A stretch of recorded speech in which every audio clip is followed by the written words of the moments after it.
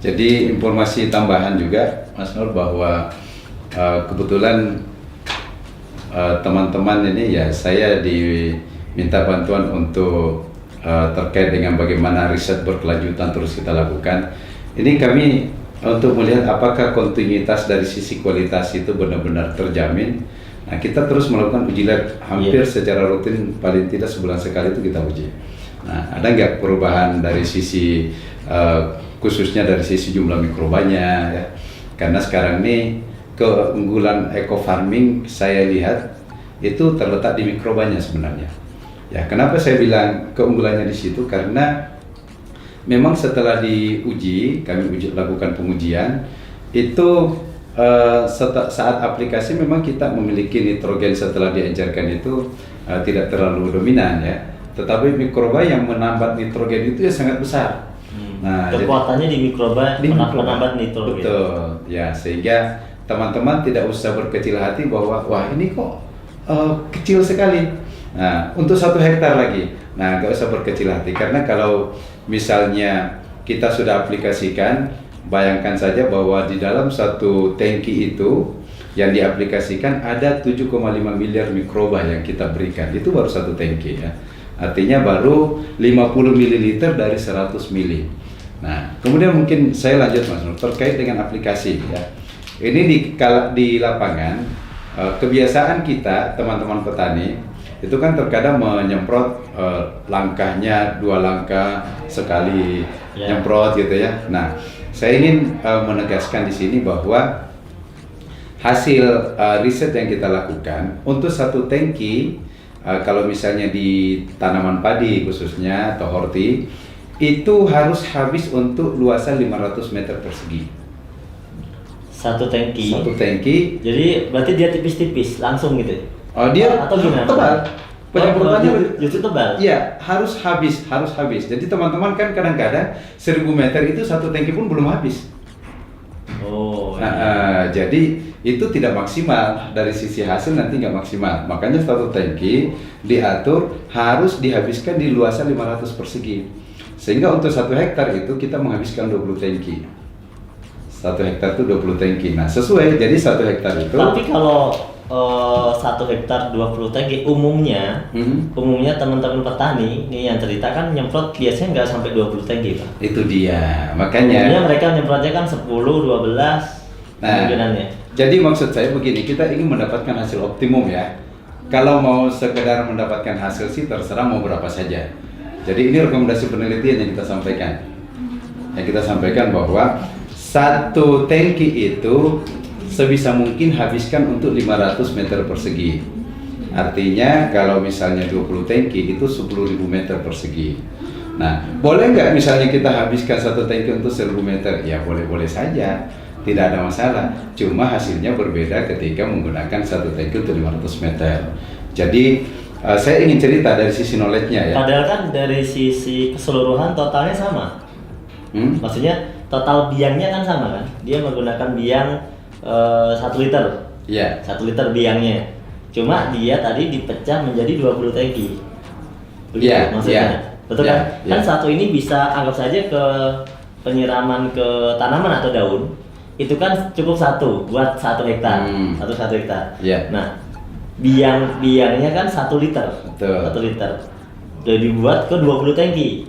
Begitu. Kalau misalnya yang biang 1 liter itu hanya dibuat ke 10 tangki, boleh. itu iya boleh, maksudnya perbedaannya di mana? Karena kan sama-sama biangnya 1 liter. Nah, kalau misalnya dosisnya, ingat ya, kita bicara dosis. Tadi saya bicara kalau dosisnya 50 mili. Kalau dosisnya 50 mili, maka 1 tangki harus habis untuk 500 meter persegi. 50 mili ya. Nah, tapi kalau dosisnya dia 100. tambahkan menjadi 100, nah 1 tangki habis untuk 1000 meter. Oh gitu ya. Iya. Jadi kita kembalikan ke dosis karena Jadi dibuat tadi mah dibicarakan dosisnya per tangki ya. Per tangki, ya. Jadi nanti apa perbedaannya? Sebenarnya hampir tidak ada perbedaan. Hampir dalam arti bahwa jumlah mikroba yang kita berikan ke tanaman yang juga nanti akan jatuh ke tanah itu sama. Ya, sama karena dalam 100 mili ini kan ada sekitar 15 miliar mikroba yang ada di dalamnya. Nah, ketika kita aplikasikan di 1 tangki, ya dengan penyemprotan yang sedikit agak dijarangkan, ya itu jumlahnya secara kuantiti sama, tetap sama yang masuk ke tanah. Ya. Jadi tidak ada masalah kalau petani ingin mengurangi mengurangi tangki tapi dosisnya ditingkatkan. Iya. Oke, gini Pak Jamal. Jadi ini saya mau bertanya lagi. Di sini kan tertulis di sini di kemasan ya, kita sudah ada izin edar Kementan. Iya. Kemudian di sini juga kita lihat ada logo sertifikasi organik ya dari Innovis. Ini ini seperti apa penjelasannya? Iya, baik. Nah, jadi gini Mas Nur, saya sendiri selaku orang Kementerian Pertanian tidak akan mau memberikan advice kepada eco farming ketika tidak ada izin edarnya. Ya, karena izin edar ini adalah mutlak. Artinya apa? Izin edar itu keluar pertama ketika sudah diuji kualitas, diuji laboratorium, ya. Kemudian persyaratan-persyaratan berdasarkan permentan itu sudah terpenuhi, lalu kemudian diuji efektivitasnya ya oleh peneliti, oleh ahli bahwa ini memang layak untuk diedarkan karena ada aspek manfaat yang bisa dirasakan, barulah izin edar dikeluarkan. Nah, itu tahapannya. Nah, kemudian dari lembaga sertifikasi organik itu juga mensyaratkan bahwa dia mau melakukan sertifikasi kalau misalnya sudah keluar izin edar. Ya, jadi LSO secara umum juga tidak ingin melakukan sertifikasi kalau belum ada izin edar. Nah, sekarang apa maksud adanya LSO ini? Jadi sebenarnya organik ini branding, Mas Nur. Artinya apa? Tidak boleh ada orang yang menggunakan kata organik, pupuk organik kalau belum ada sertifikasi organiknya. Itu mestinya yang terjadi. Kalimat organik ini bersyarat ya, iya, bersyarat. Iya, bersyarat sebenarnya. Jadi kalau kita bilang eco farming pupuk organik, ya kan, ada kalimat organiknya, maka dia harus bersertifikasi. Iya, dia harus bersertifikasi. Itu sebenarnya yang diatur di dalam Standar Nasional Indonesia nomor 6729/2016 bahwa organik ini branded. Makanya tidak boleh ada orang yang tidak punya sertifikasi organik secara aturan menurut SNI yang menggunakan kata organik. Nah, gitu.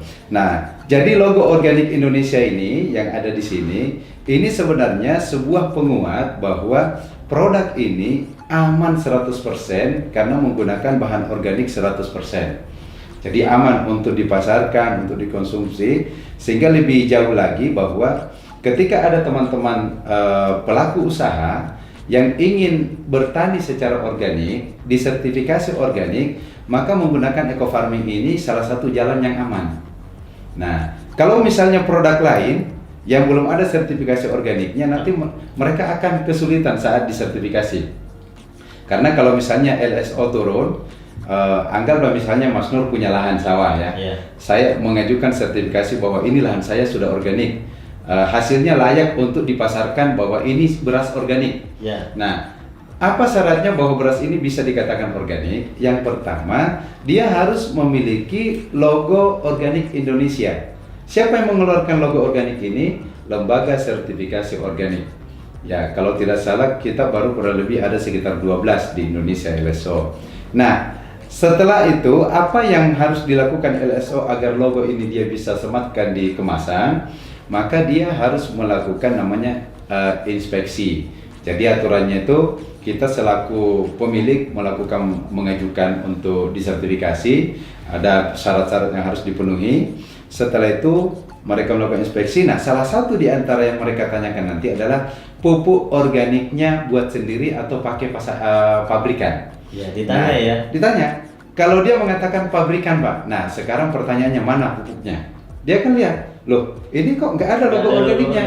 Nah, maka dia akan meminta coba telusuri ke pabriknya apakah benar bahan-bahannya itu 100% organik. Kalau sudah ada logonya, kalau sudah ada nggak perlu ya. lagi. Ini 100%. Oh ya, ini bahannya berarti sudah organik. Oke. Nah, kalau yang lain sudah bersyarat, pupuknya tinggal pupuknya, maka otomatis nanti LSO akan memberikan sertifikasi bahwa ini berasnya organik. Kalau misalnya pupuknya bukan dari pabrikan, tadi jawabannya. Ya, kalau bukan dari pabrikan biasanya kan mereka buat sendiri. Buat sendiri. Buat sendiri kan mereka langsung memperlihatkan bahannya yang saya pakai, misalnya kotoran ternak, air cucian beras, misalnya gitu kan. Oh iya berarti aman. Nah, gitu. Karena mereka mampu menunjukkan keorganikannya.